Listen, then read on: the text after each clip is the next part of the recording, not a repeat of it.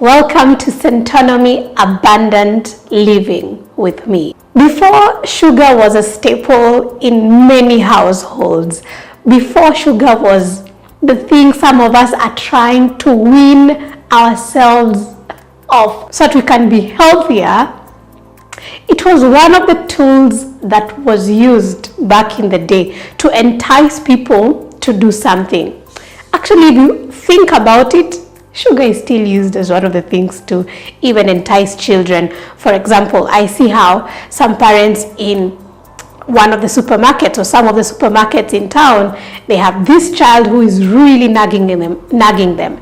And one of the things they use to just try and calm them down, just so that they can get through the shopping process, is to give them a lollipop or candy or some sweet. A story is told of how back in the day there were some church ministers in some place in Africa who are using sugar as one of the tools to entice their congregants to come to church every Sunday. So apparently the story goes that every Sunday congregants knew they will give us sugar. So let's show up and taste this thing that is so nice. And that's how apparently the church ministers got people coming back every Sunday. But then again, one thing I think about this whole story is that people are not foolish.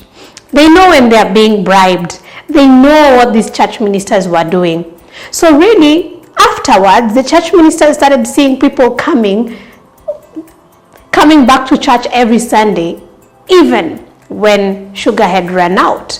So my question is, what kept people coming back every Sunday? What caused them to be so consistent based on the story?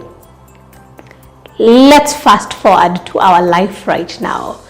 We have so many things that are enticing us in our world. And when I think about that church, if actually it is existent, one of the key things that caused people to keep coming back every Sunday was not just the sugar. The sugar could have been that thing that brought them together. But it was actually people. It was people who are saying something to them. People who are sharing something with them. People who had this information, what we call now content.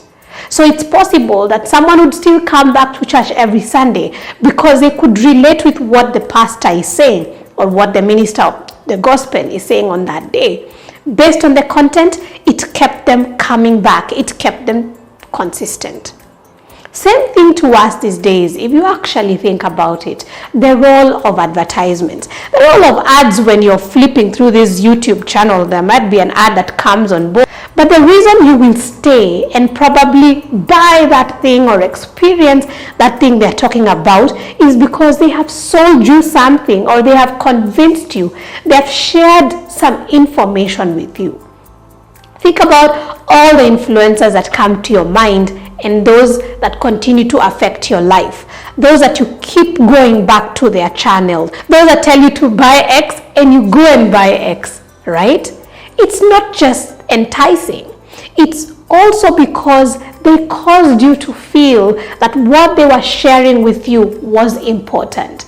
Either the content or the product. My question to you is, if influence is such a big deal in our lives, we see how influencers were even in the church, still are. Yeah, if influencers are still such a big deal in our world today, right now, they cause you to do something. Then who are your influencers? Who is influencing your life? Who is influencing your choices? As we continue living intentionally and living abundantly, we have to remember that we also have to choose the people who are influencing us. We also have to choose the things that are influencing the way we do things. Because if we don't, it's just like we're just moving around, moving with the waves. But you and I have to make a decision on who is going to influence our actions, influence our purchases, influence everything we are and who we are as a people. Just know, one of the things to continue living abundantly, to continue living purposefully and intentionally, you need to choose your influencers. Don't let them make decisions for you. Turn on those notifications. Let's keep having these conversations. See you next week.